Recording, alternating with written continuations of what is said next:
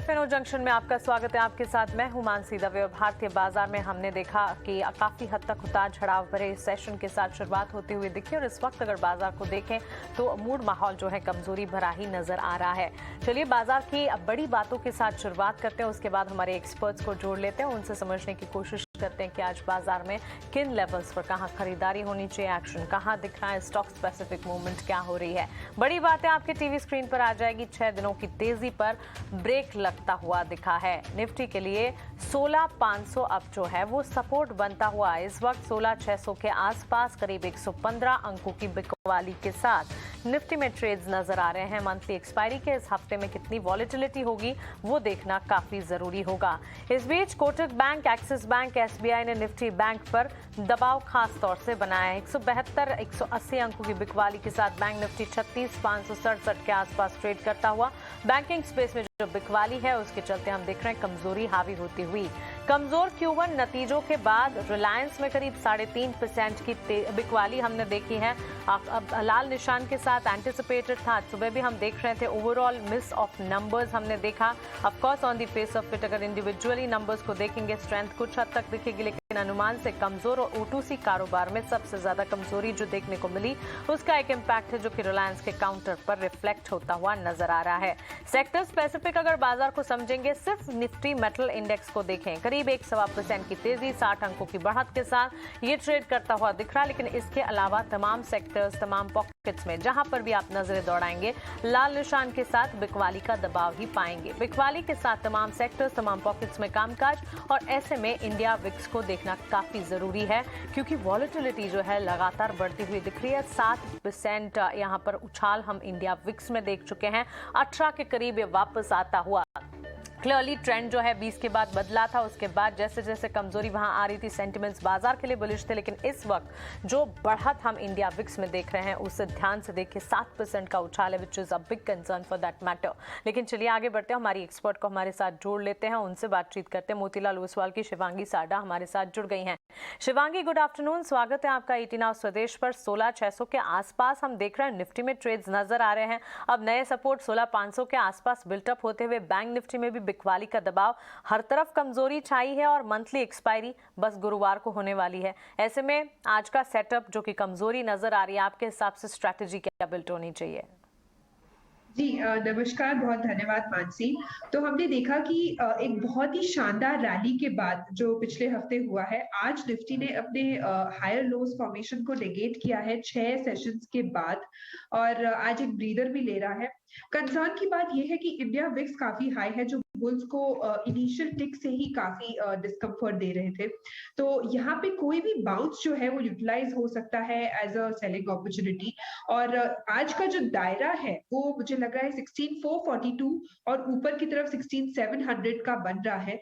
तो कोई भी बाउंस आते ही तो हम ये सेलिंग अपॉर्चुनिटी की तरह यूटिलाइज कर सकते हैं और सेल ऑन बाउंस रखेंगे मार्केट में। और बैंक निफ्टी की अगर हम बात करें तो वो भी आज पॉजिटिव ओपनिंग दिया, बट ऊपर जो है ऊपर की लेवल्स पे होल्ड नहीं कर पाया। हालांकि ये जो ब्रॉडर मार्केट में जो मूवमेंट है, बैंक निफ्टी उसको आउट परफॉर्म जरूर कर रहा है, पर फिर भी यहाँ वीकनेस है।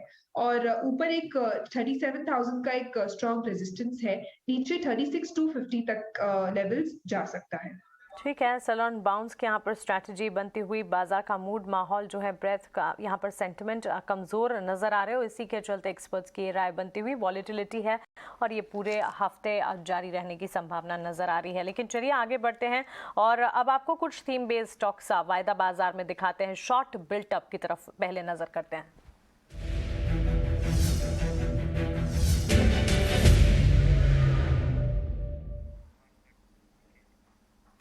वैसे तो वायदा बाजार को अगर देखेंगे कमजोरी का रुझान कई तरफ नजर आ रहा है। एफएनओ स्पेस में कई सारे काउंटर्स हैं जिसमें फ्रेशली शॉर्ट्स बिल्ट होते हुए नजर आ रहे हैं, लेकिन जिक्र सीधा रिलायंस से करना चाहिए क्योंकि रिलायंस में हमने देखा नतीजों के ठीक बाद इम्पैक्ट जो है एज एंटिसिपेटेड हमने कमजोरी की यहाँ पर एक्सपेक्टेशन की थी और कमजोरी नजर आ रही है। करीब 3.5% की बिकवाली आफ्टर रिजल्ट्स हमने रिलायंस के काउंटर में देखी है। मंदी वाले शेयर की सूची में जीएसपीएल का स्टॉक भी शामिल है। करीब 4.25% के गिरावट के साथ इस स्टॉक में भी ट्रेड्स नजर आ रहे हैं और हैवेल्स में भी हम देख रहे हैं करीब 1.25 से लेकर 2% तक की कमजोरी के साथ 1203 के लेवल्स पर।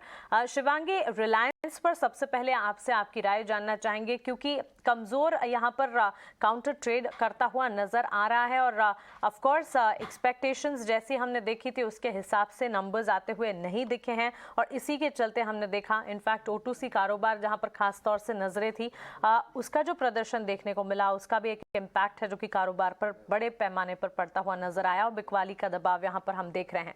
रिलायंस फ्यूचर्स कमजोरी हावी हो रही है, स्ट्रैटेजी क्या बनाई जाए?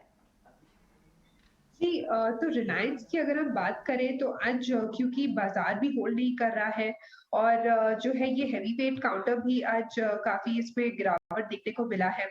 बट यहाँ पे मुझे एक लग रहा है 2400 का एक जो लेवल है वो काफी एक इम्पोर्टेंट सपोर्ट बन रहा है। तो ये एक मेक और ब्रेक लेवल्स बन सकता है। तो ये लेवल को ध्यान रखते हुए हम आगे पोजीशन अपना बना सकते हैं। बट 2400 अगर होल्ड करें तो इसमें वापस स्टेबिलिटी आने को दिखेगी।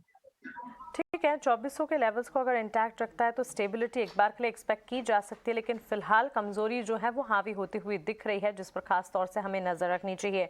जीएसपीएल के स्टॉक पर भी अपनी राय दीजिए शिवांगी, क्योंकि यहाँ पर भी हम देख रहे हैं कमजोरी के साथ ट्रेड्स नजर आ रहे हैं और of course oil and gas exploration की पर्टिकुलरली बात करें, कई सारे फैक्टर्स हैं ग्लोबल सेटअप से भी जो कि काफी हद तक इम्पैक्ट करते हैं और ऐसे में जहां हम देख रहे हैं टेक्निकली चार्ट्स भी फ्यूचर्स के जीएसपीएल अगर देखें यहाँ पर फ्रंट पर काफी कमजोरी हावी होती हुई 239 के लेवल्स यहाँ पर दिन के उच्चतम स्तर के हैं और 228 के आसपास के लोज हैं।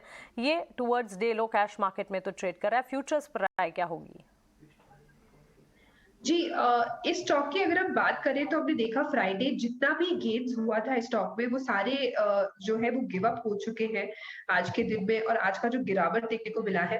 पर अच्छी बात ये है कि आज वॉल्यूम्स इतने ज्यादा हाई नहीं है। जिस तरह से वॉल्यूम्स इंक्रीज हुए थे जब प्राइस राइज हो रहा था इंडिकेट कर रहा था कि बाइंग यहाँ पे ज्यादा हो रही है, पर आज वो वॉल्यूम्स देखने को नहीं मिल रहा है। तो मुझे लग रहा है ये थोड़ा करेक्शन जरूर हुआ है, पर अभी फिलहाल रेंज बाउंड मूवमेंट आएगा। फुल फ्लेजेड सेलिंग मुझे लग नहीं रहा है इस स्टॉक में अभी।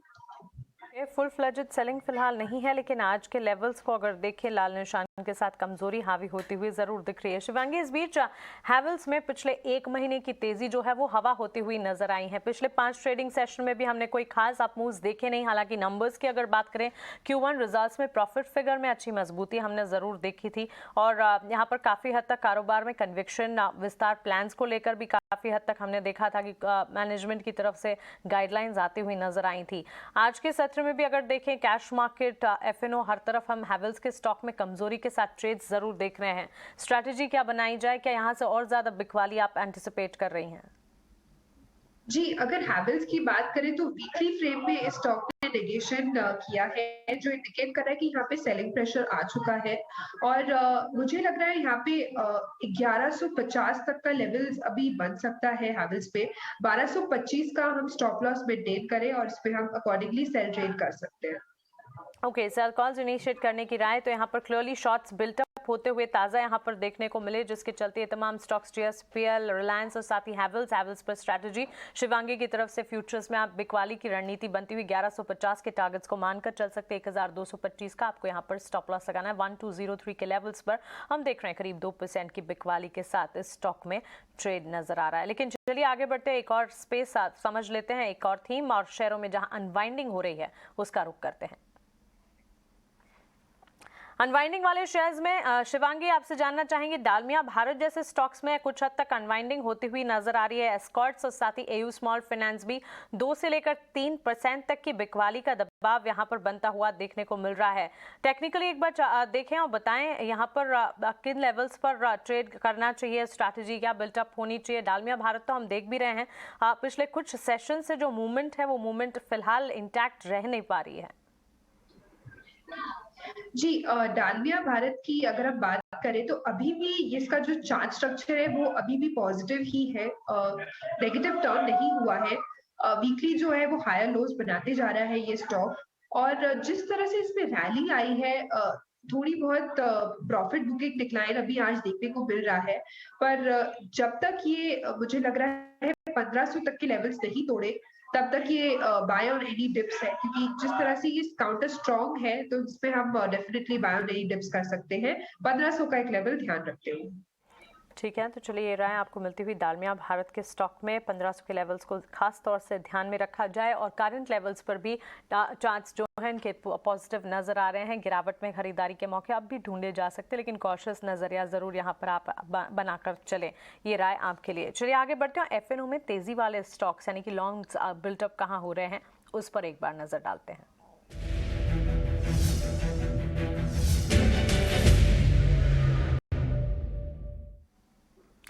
ताज़ा खरीदारी की अगर बात करें, आज सुबह से ही हम देख रहे हैं एसआरएफ के स्टॉक में मजबूती के साथ ट्रेड्स नजर आ रहे हैं। न्यूज़ बेस्ड इम्पैक्ट तो है ही, नतीजों का भी एक ट्रिगर है और इसके अलावा अगर देखें तो काफ़ी हद तक स्टॉक्स में पॉजिटिव चाल नजर आती हुई देखने को मिली है पिछले दिनों। और एसआरएफ में अब पिछले अगर कुछ ट्रेंड्स को भी देखें काफ़ी पॉजिटिव हैं और ये ट्रेंड जो है इंटैक्ट है। करीब 4.5% की तेजी के साथ 2393 के लेवल्स पर ये ट्रेड करता हुआ। गेल के स्टॉक में भी आज मजबूती, न्यूज़ बेस्ड इम्पैक्ट गेल में भी आज नजर आ रही है। करीब 3-3.5% तक की तेजी देखने के बाद गेल का स्टॉक भी आज पॉजिटिवली अप मूव दिखाते हुए नजर आ रहा है। यहाँ पर हम देख रहे हैं कुछ हद तक शेयर इश्यू की खबरें भी आती हुई दिखी हैं, जिसके चलते ये स्टॉक फोकस में है। होटल्स अनलॉक थीम कैंडिडेट लगातार हम बात करते हैं। इंडियन होटल का स्टॉक देखें, करीब 2% की तेजी के साथ इस स्टॉक में ट्रेड आप देख रहे हैं। शिवांगी, एसआरएफ से शुरुआत करना चाहेंगे। एफएनओ में तेजी वाले स्टॉक्स की लिस्ट में सबसे आगे हैं और एसआरएफ के काउंटर में पॉजिटिव मोमेंटम जो है आज बाजार की शुरुआत से ही नजर आ रहा है। क्या ये मोमेंटम कायम रहेगा? जी, अच्छी बात ये है कि आज बाजार में जो इतनी वीकनेस आ चुकी है और जो गिरावट देखने को मिल रही है, उसके बावजूद भी एसआरएफ जो एक स्टॉक है वो बरकरार है और काफी अच्छी तरह से होल्ड कर रहा है। मुझे यहाँ लग रहा है एक 2400 का जो एक लेवल है, जो पिछले हफ्ते का हाई है, वो होल्ड करते ही मुझे 2500 तक के लेवल्स यहाँ देखने को मिलेंगे। पर ऑफ कोर्स 2400 अगर होल्ड करे तब, और स्टॉप लॉस हम बनाए रखेंगे 2350 का। 2350 का एक स्टॉप लॉस और पोजीशंस को इंटैक्ट रखने की राय यहाँ पर एसआरएफ पर बनती हुई। चार्ट्स यहाँ पर पॉजिटिव नजर आ रहे हैं। एक और कंपनी, एक और काउंटर जिसको डिस्कस करना चाहिए वो है नवीन फ्लोरिन। शिवांगी, नवीन फ्लोरिन नंबर्स काफ़ी पॉजिटिव आते हुए दिखे, जिसका क्लियर कट इम्पैक्ट है जो कि आज स्टॉक में नजर भी आ रहा है। मजबूती के साथ ये स्टॉक ट्रेड करता हुआ। और एक बार पिछले ट्रेंड को अगर देखें, पिछले एक हफ्ते में नवीन फ्लोरिन के स्टॉक को, एक महीने के ट्रेंड को अगर देखें, कैश मार्केट में स्टॉक ने काफी हद तक परफॉर्म कर भी दिखाया है। एक महीने में करीब 15% तक की तेजी यहां पर नजर आ चुकी है। ऑफ कोर्स यहां पर एज अ रिजल्ट धमाका कैटेगरी स्टॉक की लिस्ट में हमने इसे डाला भी था। बेटर देन एनालिस्ट एक्सपेक्टेशंस हर लिहाज से नंबर्स आते हुए देखने को मिले हैं, जहां पर रेवेन्यूज जो है 22% के मूव्स दिखा रहे हैं, मुनाफे में 34% की तेजी है। नवीन फ्लोरिन फ्यूचर्स पर आपकी राय क्या होगी? जी, नवीन फ्लोरिन की अगर हम बात करें तो ये स्टॉक ने आज हम देख रहे हैं कि अराउंड 10% अप है, जो एक काफी एक अच्छा स्पाइक हुआ है because of the result play. तो बट ये जो है पिछले, अगर हम इसका चार्ट स्ट्रक्चर देखें तो एक ब्रेकआउट जैसे स्टॉक देता है, उसके बाद थोड़ी फॉलो अप बाइंग इतना नहीं देखने को मिलता है। तो मुझे लग रहा है स्पॉट पे जैसे अगर हम देख रहे हैं 4200 का एक रेजिस्टेंस है, तो वहां तक एक तेजी जरूर बरकरार रहेगी, पर उसके ऊपर एक पॉज जरूर ले सकता है ये स्टॉक। तो अकॉर्डिंगली हम कर सकते हैं। ठीक है, तो फिलहाल of course news based impact है जो कि काफ़ी हद तक पॉजिटिव इस स्टॉक के लिए साबित होती हुई नजर आ रही है। अगर एग्जिस्टिंग पोजीशन है उसे इंटैक्ट रखने की राय यहाँ पर नवीन फ्लोरिन पर बनती हुई दिख रही है। ऑफ कोर्स कैश मार्केट में तो मजबूती, अब यहाँ पर अगर आपकी पोजीशन है उसे इंटैक्ट रखें, पोर्टफोलियो में रखने लायक स्टॉक नजर आ रहा है। फ्यूचर्स में भी पोजीशन को इंटैक्ट रखने की राय। लेकिन इस बीच शॉर्ट्स यहाँ पर कवर जिन स्टॉक्स में होते हुए दिख रहे हैं, वहाँ सबसे पहले कोफोर्ज का जिक्र हम करना चाहेंगे, क्योंकि कोफोर्ज में हम देख रहे हैं शॉर्ट कवरिंग नजर आ रही है। शॉर्ट कवरिंग का कैंडिडेट इनफैक्ट आरती इंडस्ट्रीज भी हैं, लेकिन कोफोर्ज आप देखिए 7% के अपमूव्स के साथ, और आरती इंडस्ट्रीज में भी हरे निशान के साथ ट्रेड्स नजर आ रहे हैं। पिछले दिनों हमने देखा, पिछले हफ्ते ही कोफोर्ज जहां पर नंबर्स के चलते ये फोकस में रहा। प्रॉफिट्स के फिगर को अगर देखें, मजबूती 21% की देखने को मिली, 150 करोड़ तक के यहाँ पर लेवल्स नजर आए थे। आईटी कंपनी में लगातार हम देख रहे हैं, इनफैक्ट टीसीएस विप्रो के नंबर्स के ठीक बाद एंटिसिपेशन यही था कि नंबर्स का एक कंसर्न या नेगेटिव इम्पैक्ट आता हुआ दिखेगा, लेकिन आईटी स्पेस ने कुछ हद तक अपने आप को संभाला है। कोफोर्ज को अगर देखें शिवांगी, इस वक्त हम देख रहे हैं शॉर्ट्स कवर होते हुए दिख रहे हैं। जी, कोफोर्ज की अगर हम चार्ट देखें तो एक बहुत ही खूबसूरत एक रैली देखने को मिल रहा है और जिस तरह से ये स्टॉक हायर हाइज बनाते जा रहा है, ये कहीं ना कहीं इंडिकेट कर रहा है कि सपोर्ट बेस जो है वो शिफ्ट होते जा रहा है हायर की तरफ और एक अच्छी यहाँ पे बढ़ावत देखने को मिल सकती है। तो मुझे लग रहा है ये स्टॉक में जरूर हम बाय करें क्योंकि जिस तरह से सारे मिड कैप आईटी स्टॉक्स में भी अच्छा एक रनअप आया है और काफी जो कैश स्टॉक भी है आईटी में वो भी अच्छा परफॉर्म कर रहे हैं। मुझे यहाँ लग रहा है डेफिनेटली ये स्टॉक 4000 तक के लेवल्स इमीडिएटली देख पाएगा और स्टॉप लॉस हम बनाए रखेंगे 3700 का। ओके, 3700 का स्टॉप लॉस, 4000 तक के लेवल्स का इंतजार यहाँ पर रहेगा। कोफोर्ज में काफ़ी शानदार चार्ट्स बिल्टअप होते हुए नजर आ रहे हैं, इसी के चलते टेक्निकली ये साउंड काउंटर बनता हुआ। लेकिन इस बीच एक्सिस बैंक पर नजर है क्योंकि एक्सिस बैंक के नंबर्स आने वाले हैं और नंबर्स से ठीक पहले एक बार अनुमान भी समझ लेते हैं एक्सिस बैंक के नंबर्स कैसे रह सकते हैं। बताने के लिए हमारे साथ हर्ष जुड़ गया। हर्ष, बताएं नतीजों से क्या उम्मीदें रखी जाए? एक्सिस बैंक के Q1 FY23 के नंबर्स में जो नेट इंटरेस्ट इनकम है expected to grow by around 17.3%, तो एक काफ़ी अच्छा growth net interest income number के फ्रंट पे। जो NII है वो 3.2% सिक्वेंशली बढ़ेगा वो पर्टिकुलर नंबर के हिसाब से, तो वो 9100 करोड़ के आसपास आएगा। एक सॉलिड ग्रोथ दिखाएगा एक्सिस बैंक NII पे।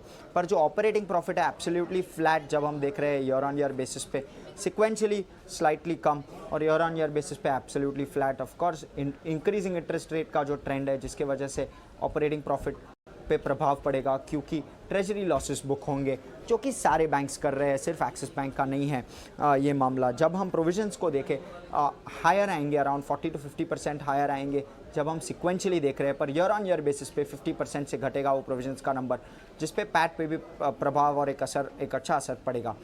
तो जो पैट का नंबर है अराउंड 57% बढ़ेगा ईयर ऑन ईयर बेसिस पे, अराउंड 3400 करोड़ पे वो पैट का नंबर आने की अपेक्षा है।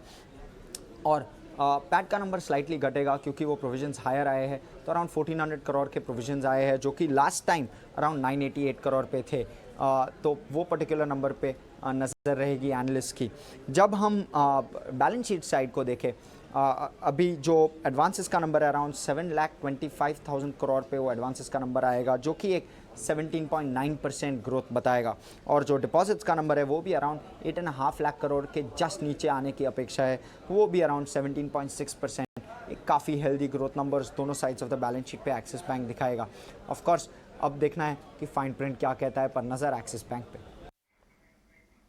एब्सोल्युटली हर्ष, शुक्रिया। आईसीआईसीआई बैंक और कोटक बैंक के नंबर्स के बाद एक्सिस बैंक के नतीजों पर नजरें हैं और इनफैक्ट अगर नेट इंटरेस्ट इनकम की बात करें 17% की ग्रोथ की उम्मीद है। हालांकि मुनाफे के फ्रंट पर फिगर कैसा आता है इस पर नजर रखनी होगी। 57% की बढ़त का अनुमान तो फिर भी हम लगाकर चल रहे हैं। शिवांगी, बैंकिंग स्पेस में इन तमाम काउंटर्स को आप कैसे देख रहे हैं? क्योंकि हमने देखा आईसीआईसीआई बैंक के अनुमान से बेहतर नंबर्स आए थे। कोटक बैंक की अगर बात करें एनआईज और ऑपरेटिंग मुनाफे में बढ़त हमने देखी, अब एक्सिस बैंक के नंबर्स एक्सपेक्टेड है। वैसे तो क्रेडिट ग्रोथ एनआईएस के काफ़ी ज़्यादा पॉजिटिव लेवल्स हमें मिल रहे हैं और इसी के चलते बैंकिंग लगातार दिग्गजों के रडार पर भी है। लेकिन अगर टेक्निकली देखना है तो इन तमाम स्टॉक्स में कौन से स्टॉक्स आप चूज करती हैं?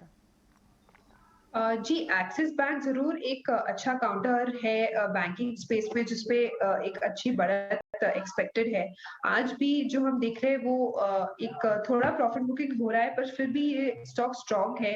वीकली फ्रेम में भी ब्रेकआउट देखने को मिला है, तो एक्सिस बैंक एक स्टॉक पिक है बैंकिंग स्पेस में से जो काफी प्रॉमिसिंग लग रहा है।